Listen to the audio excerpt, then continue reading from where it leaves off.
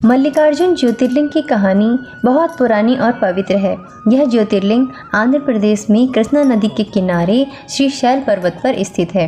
इसे दक्षिण का कैलाश भी कहा जाता है क्योंकि ऐसा माना जाता है कि भगवान शिव यहाँ स्वयं विराजमान है। इस ज्योतिर्लिंग की कथा बहुत रोचक और भक्ति से भरी हुई है। प्राचीन समय में भगवान शिव और माता पार्वती के दो पुत्र थे, कार्तिकेय और गणेश। एक बार दोनों भाइयों में विवाद हो गया कि उनमें से बड़ा कौन है। इस झगड़े को सुलझाने के लिए माता पार्वती ने एक प्रतियोगिता रखी। उन्होंने कहा कि जो भी पूरी पृथ्वी का चक्कर लगाकर पहले वापस आएगा वही बड़ा माना जाएगा। कार्तिकेय तुरंत अपने वाहन मोर पर बैठकर पृथ्वी का भ्रमण करने निकल पड़े, लेकिन गणेश जी बुद्धिमान थे। उन्होंने सोचा कि पूरी दुनिया घूमने में तो बहुत समय लगेगा, इसीलिए उन्होंने भगवान शिव और माता पार्वती की 7 बार परिक्रमा की और कहा, मेरे लिए माता पिता ही पूरी दुनिया है। यह देखकर माता पार्वती बहुत प्रसन्न हुई और उन्होंने गणेश जी को विजयी घोषित कर दिया। जब कार्तिकेय वापस लौटे तो देखा कि गणेश जी को जीत का आशीर्वाद मिल चुका है, तो वे बहुत नाराज हुए। उन्होंने क्रोध में कैलाश छोड़ दिया और दक्षिण में क्रौंच पर्वत, जिसे श्रीशैल कहते हैं, पर चले गए। माता पार्वती और भगवान शिव उन्हें मनाने गए, लेकिन कार्तिकेय बिल्कुल नहीं माने। तब शिव जी ने वहीं ज्योतिर्लिंग के रूप में स्थापित होने का निर्णय लिया ताकि वे हमेशा अपने पुत्र के निकट रह सकें। इस तरह मल्लिकार्जुन ज्योतिर्लिंग अस्तित्व में आया। मल्लिका का अर्थ है पार्वती और अर्जुन शिव का नाम है, इसीलिए इस ज्योतिर्लिंग का नाम मल्लिकार्जुन पड़ा। यहाँ भगवान शिव और माता पार्वती की पूजा होती है। ऐसा माना जाता है कि जो भक्त सच्चे मन से इस ज्योतिर्लिंग के दर्शन करता है उसके सभी पाप धुल जाते हैं और उससे मोक्ष की प्राप्ति होती है। यहाँ आने वाले भक्तों की हर मनोकामना पूरी होती है। ऐसा कहते हैं कि इस ज्योतिर्लिंग के दर्शन मात्र से ही व्यक्ति को सभी तीर्थों के दर्शन का फल मिल जाता है। मल्लिकार्जुन ज्योतिर्लिंग की महिमा अनेक पुराणों में वर्णित है।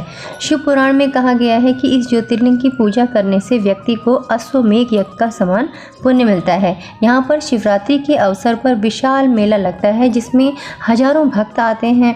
कहते हैं कि जो व्यक्ति इस ज्योतिर्लिंग पर जल चढ़ाता है और ओम नमः शिवाय का जाप करता है उसके जीवन के सभी कष्ट दूर हो जाते हैं। एक अन्य कथा और है इसके बारे में कि एक बार राजा चंद्रसेन ने मल्लिकार्जुन ज्योतिर्लिंग की बहुत भक्ति की।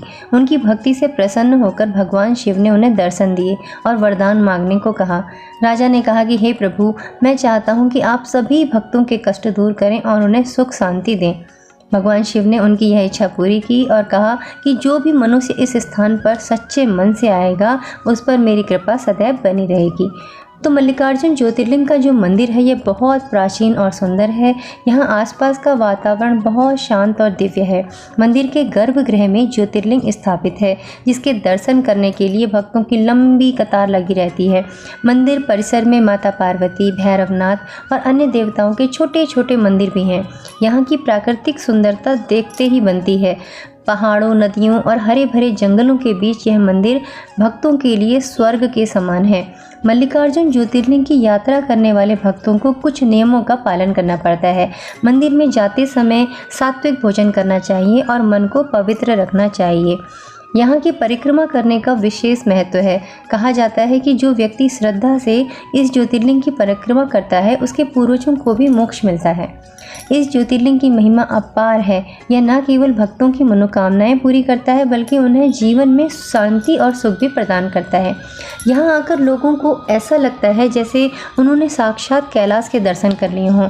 भगवान शिव की कृपा से यह स्थान सदैव पावन और पवित्र बना रहता है। इस प्रकार मल्लिकार्जुन ज्योतिर्लिंग भारत के सबसे पवित्र तीर्थ स्थलों में से एक है। यहाँ आने वाले भक्तों का जीवन धन्य हो जाता है और उन्हें भगवान शिव का आशीर्वाद प्राप्त होता है।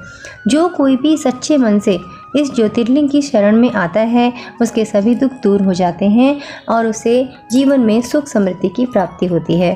तो कैसी लगी आपको आज की वीडियो कमेंट करके बताना, बेल आइकन को दबाना मत भूलना। इसी तरह की और वीडियोस को देखने के लिए चैनल को सब्सक्राइब करें। जल्दी मिलते हैं एक नए वीडियो के साथ, तब तक के लिए आप सभी का धन्यवाद।